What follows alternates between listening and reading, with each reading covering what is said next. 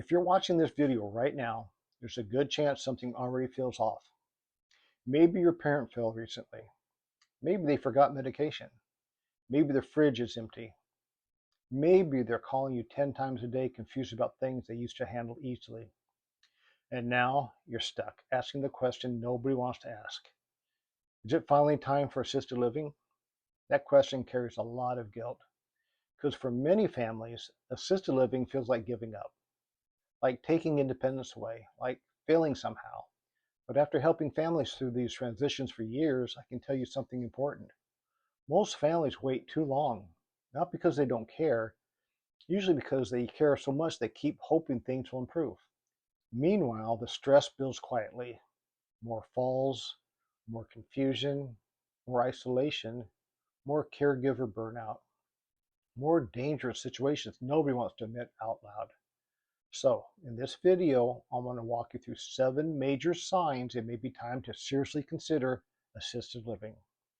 Not from fear, not from pressure, but from safety, quality of life, and honesty. And here's the important part.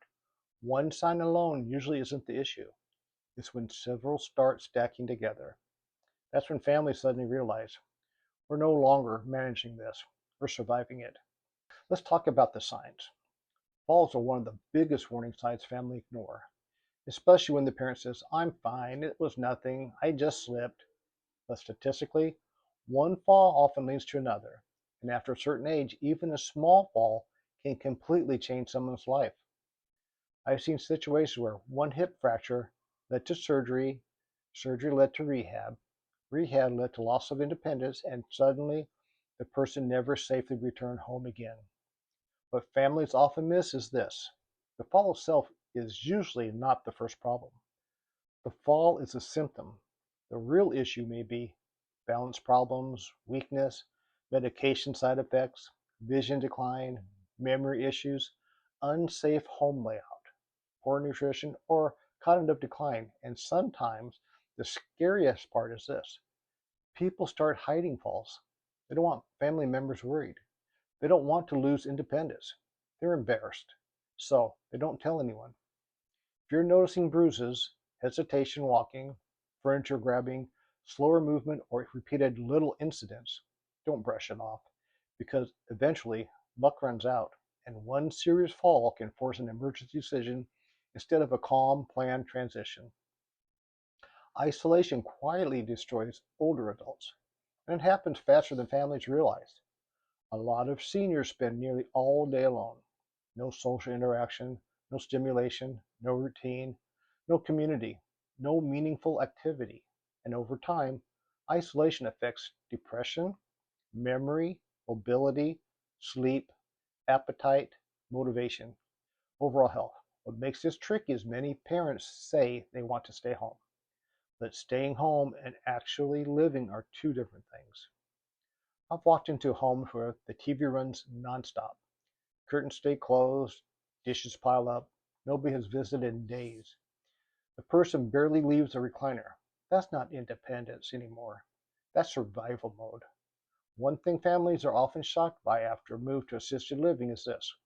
Mom or dad actually improves. Well, why? Because suddenly they have daily interaction, activities, meals with people, structure, transportation, conversation, staff support. Humans need connection, and loneliness in seniors is far more dangerous than most people understand. This is a huge one. Medication problems are incredibly common, and honestly, they can become deadly. You start noticing things like missed doses, double doses, confusion about prescriptions, pills scattered everywhere, expired medication, mixing medications incorrectly. Sometimes families discover dad stopped taking blood pressure medication, mom forgot insulin, pills are still full weeks later, or prescriptions are getting refilled too early.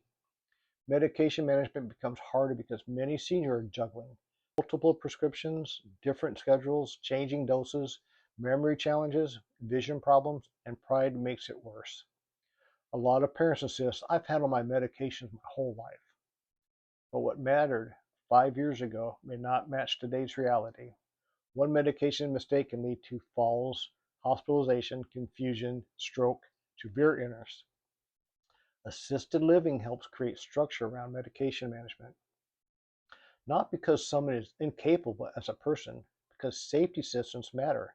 And families often don't realize how stressed they've become, constantly wondering, did mom take her pills today? That mental load adds up fast. This one can sneak up slowly. Families often notice weight loss, spoiled food, empty refrigerators, burned pans, repeated fast food, same clothes every visit, laundry piling up, body odor, poor grooming, and again, many seem to hide it surprisingly well for a while. Cooking becomes exhausting. Shopping becomes difficult. Standing becomes painful. Remembering meals becomes inconsistent. Some people simply stop eating properly because eating alone feels depressing.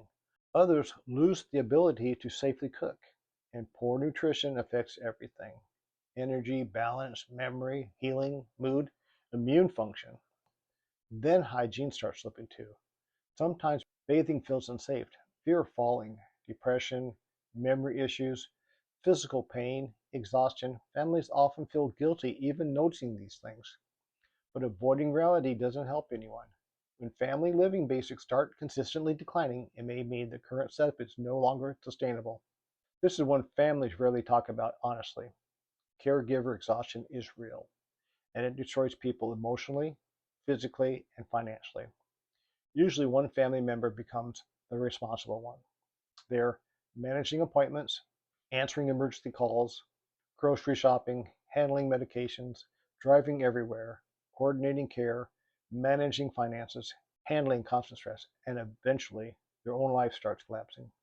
I've seen caregivers quit jobs, develop health problems, lose marriages, become severely anxious, become depressed, feel trapped and resentful, and then comes the guilt because the caregiver feels horrible for even feeling exhausted. But here's the truth: no single person can safely do everything forever, especially as needs increase. And families often wait until there's a complete emotional breakdown before considering additional help. Assisted living is not abandoning your parent. Sometimes it's the only way both people survive emotionally. A burned out caregiver cannot provide healthy care long term. That's just reality. This may be one of the hardest conversations families ever have because driving represents freedom. So, when driving becomes unsafe, emotions explode quickly. Common warning signs: new dents or scratches, getting lost, confusing pedals, slow reaction times, anxiety driving, near accidents, tickets, forgetting directions, driving too slowly or unpredictably. Sometimes families know it's unsafe, but they're terrified to bring it up. Why? Because taking away driving often feels like taking away identity. But here's the uncomfortable truth: unsafe driving doesn't just risk your parents' life, it risks everyone else on the road too. What many seniors fear most is, if I stop driving, I'll become trapped. That's where assisted living can actually restore freedom in a different way. Transportation support means doctor visits, activities, shopping, social events, without the danger and stress of driving. And honestly, many seniors feel relief after they finally stop, because deep down, they already knew driving had become difficult. When memory issues are escalating, this is usually the sign that creates the most fear in families, because memory decline changes everything emotionally. Now, to be clear, some forgetfulness is normal with aging, but escalating cognitive decline looks different. Things like repeating questions constantly, forgetting recent conversations, missing appointments, confusion with bills, wandering, leaving the stove on, forgetting names of familiar people, paranoia or suspicion, mixing up time or dates, getting disoriented. Families often start compensating quietly, managing finances secretly, writing reminders everywhere, calling constantly, monitoring from a distance, and eventually life becomes one giant crisis prevention system. The difficult reality is this: memory decline rarely proves on its own, and many families wait for a catastrophic event before acting. Wandering, fire, severe fall, hospitalization, police involvement, that's when decisions suddenly become rushed and traumatic. Planning early creates far better outcomes. And something important families need to hear. Moving earlier is often easier than moving later. When someone still has some independence, some social ability, some adaptability, the transition can go much smoother. Waiting for complete crisis usually makes everything harder. Now, I want to say something very important. Assisted living is not automatically the right answer for everyone. Some seniors do very well at home health support, family assistance, meal services, safety modifications, transportation help, but the key is honesty, not wishful thinking, not denial, not guilt driven decisions. Families need to ask, is this situation truly safe and sustainable? Not, how long can we avoid making a decision? Those are very different questions. After going through this process with many families, here's one thing I hear constantly. I wish we had done this sooner. Why?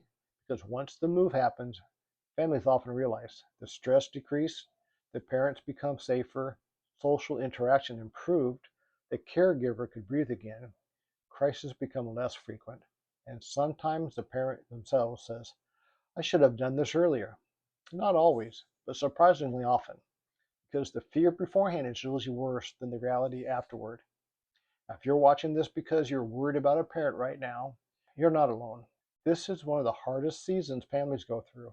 There's emotion, fear, guilt, disagreement between siblings, financial stress, and uncertainty about doing the right thing.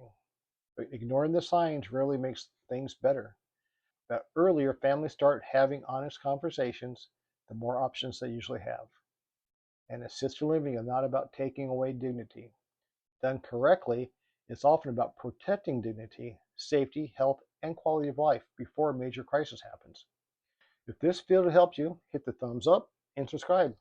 I make videos specifically for families navigating aging parent decisions, housing transitions, downsizing, caregiving stress, and all the difficult real-world issues nobody prepares you for. And if you know someone struggling with this situation right now, send them this video. Sometimes hearing they're not alone changes everything. Thanks. I'll see you in the next video.